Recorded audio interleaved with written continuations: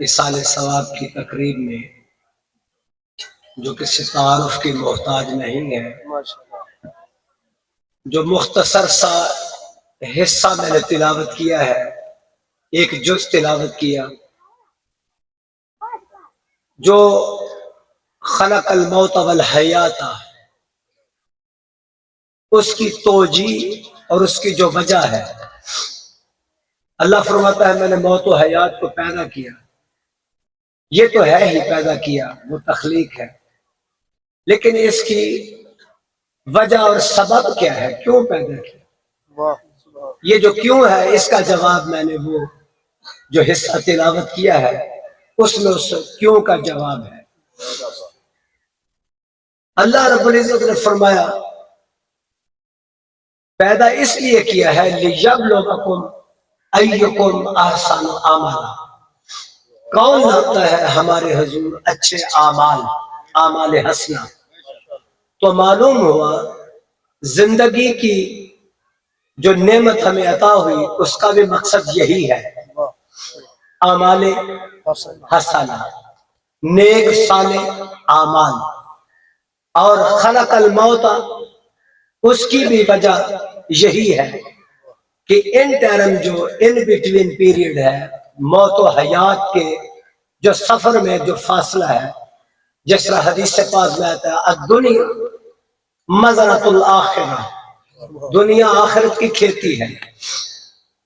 ہر بندہ جو بہت یعنی جس کو ہم کہتے ہیں لے مین، سادہ بندہ، یہ کھیتی باڑی کے دنوں میں بہت مصروف ہوتا ہے، اور پرانے زمانے میں تو اس مصروفیت کی بہت مثال دی جاتی تھی کہ لوگوں کو کوئی ہوش نہیں رہتا، کسی کی کاشت کا وقت ہے، کسی کے کاٹنے کا وقت ہے، تو یہ وہ کھیتی ہے جو دنیا کی ہے جس میں انسان کو ہوش نہیں ہے، ٹھیک ہے جی۔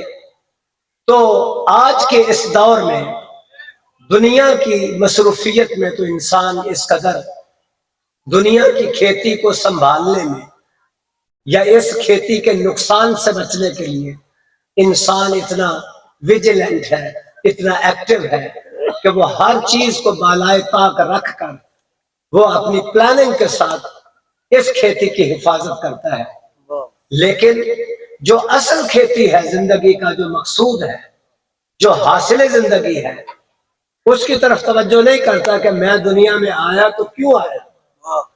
اب یہ کیوں وہ نہیں ہے جس کا جواب ہمیں یعنی جواب ملا نہیں یا جواب ہمیں معلوم نہیں۔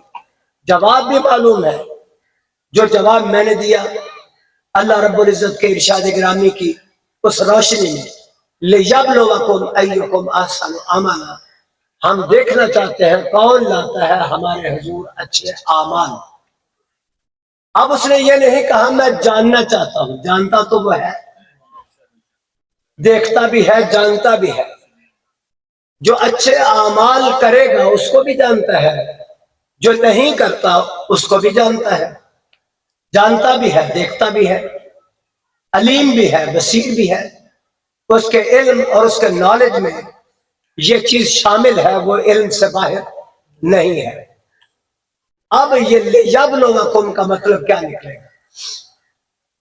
اس گفتگو کا حاصل یہ ہے، اللہ فرماتا ہے میں تو جانتا ہوں، میں دیکھتا ہوں، میں سنتا ہوں، مجھے علم ہے، سمیع و بصیر ہوں، میرے نالج میں ہے، لیکن میں یہ بتانا چاہتا ہوں ان دنیا میں رہنے والے دنیا داروں کو، کہیں دنیا کے ہو کے نہ رہ جانا، کہیں دنیا کے اس چکر میں چکر باز نہ بن جانا، اس چکر کی بھول بھلائیوں میں آ کر کہیں مجھے بھول نہ جانا۔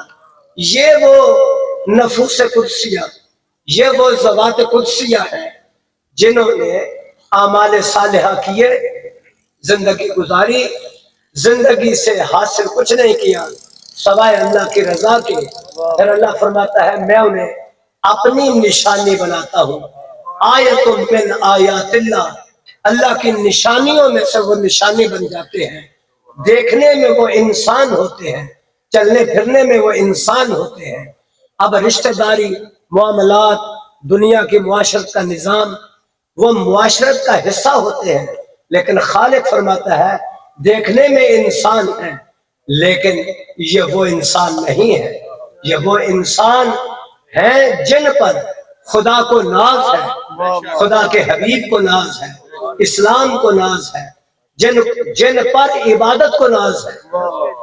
ہم وہ عبادت والے اپنی حجت اور نمونہ نہیں بناتے جن کو اپنی عبادت پر ناز ہے۔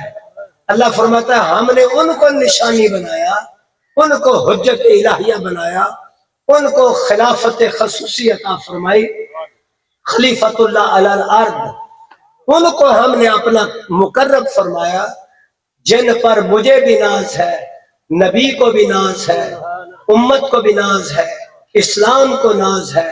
قیامت کا دن ہوگا، حشر کے دن، نیکوکار بھی اپنی یعنی پریشانی میں ہوں گے اور گناہگار بھی پریشانی میں ہوں گے، اضطراب میں ہوں گے، بے چین ہوں گے، غیر مطمئن ہوں گے۔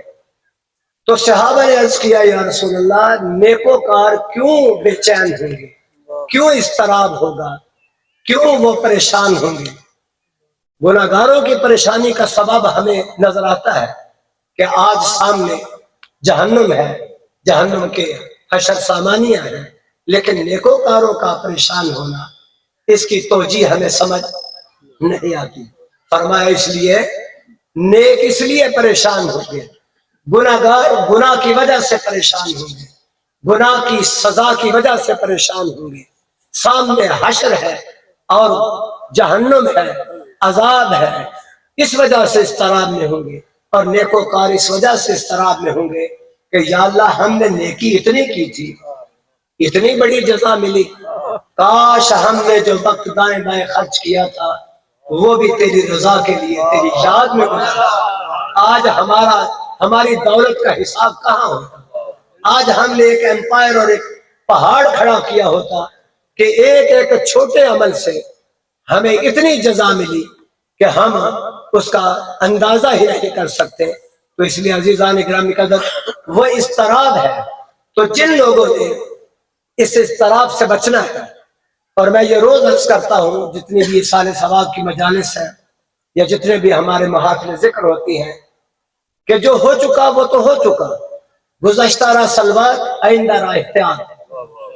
آج ہمارے پاس بچنے کا وقت ہے، جو فوت ہو چکے انہوں نے جو کرنا تھا وہ اپنی کتاب بند کر دی۔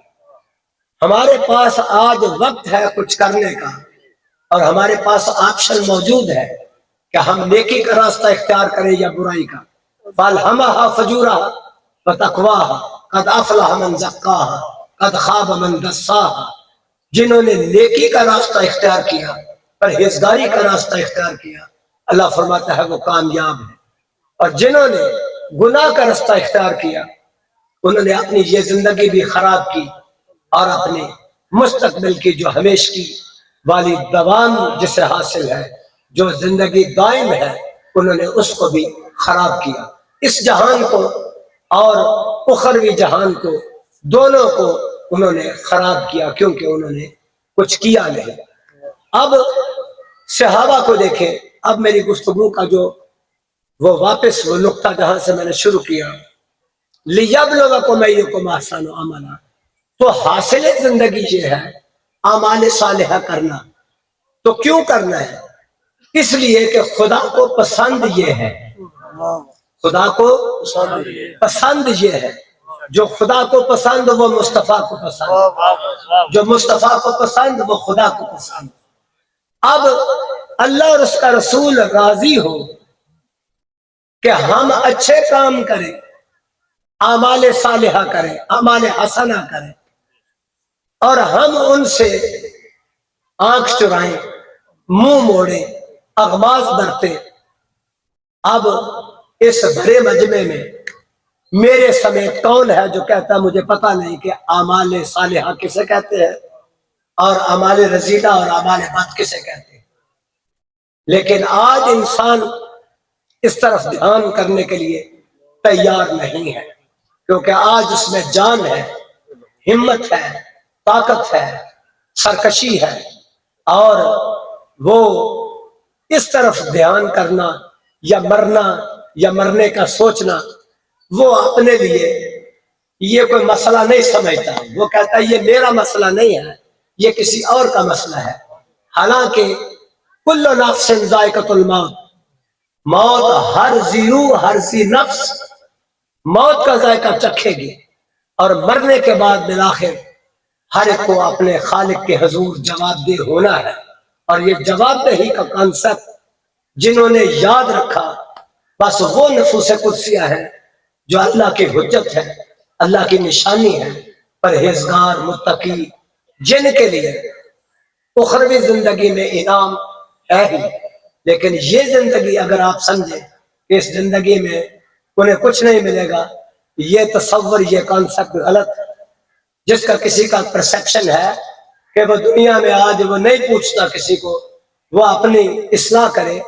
قرآنی عقیدہ یہ ہے لہم البشرا فی الحیات الدنیا والآخرہ، اللہ نے ان کو دنیا میں بھی کامیابی دی، دنیا میں بھی بشارت ہے. تو بشارت خوشخبری کو کہتے ہیں.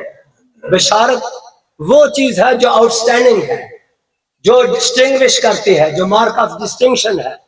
اللہ نے ان کو عزت آج بھی دی، کل قبر میں بھی عزت ہے، کل حشر میں بھی عزت ہے. اسی لیے فرمایا وَلِلَّهِ الْعِزَّةُ وَلِرَسُولِهِ وَلِلْمُؤْمِنِينَ. حشر کا دن بھی عزت کا ہے، آج کی زندگی بھی عزت کی ہے، اور کل قبر میں بھی عزت ہے، اور اخروی زندگی میں بھی ہمیشہ عزت ہے. اللہ تعالی ہمیں اعمال صالحہ کی توفیق کامل عطا فرمائے. کوئی عمل نیک کرے تو یہ اس کی اپنی ہمت نہیں ہے، یہ اس کی توفیق سے ہے. بزرگوں کا یہ طریقہ، یہ عقیدہ، یہ نظریہ، یہ سوچ، یہ فکر رہی ہے. آقا کریم سب سے کائنات میں بڑے ہیں، لیکن حضور علیہ السلام نے کہیں نہیں فرمایا کہ جس میں اپنی شان بیان کی ہو اور ساتھ یہ نہ فرمایا ہو کہ بلا فخر، بلا فخر، بلا فخر، مجھے اس پر فخر نہیں، مجھے اس پر فخر نہیں، مجھے اس پر کوئی فخر نہیں ہے. یہ سب تحدیث نعمت کے طور پہ ہے، اس نعمت کو بیان کر رہا ہوں جس کا مجھے حکم ہے. وَأَمَّا بِنِعْمَةِ رَبِّكَ فَحَدِّثْ. جو اللہ نے مجھے انعام دیا، میں تحدیث نعمت کے طور پر عرض کرتا ہوں، اپنی بڑائی کے طور پر اس کو بیان نہیں کرتا. تو تکبرانہ روش جو ہے یہ بزرگوں کا طریقہ نہیں رہی.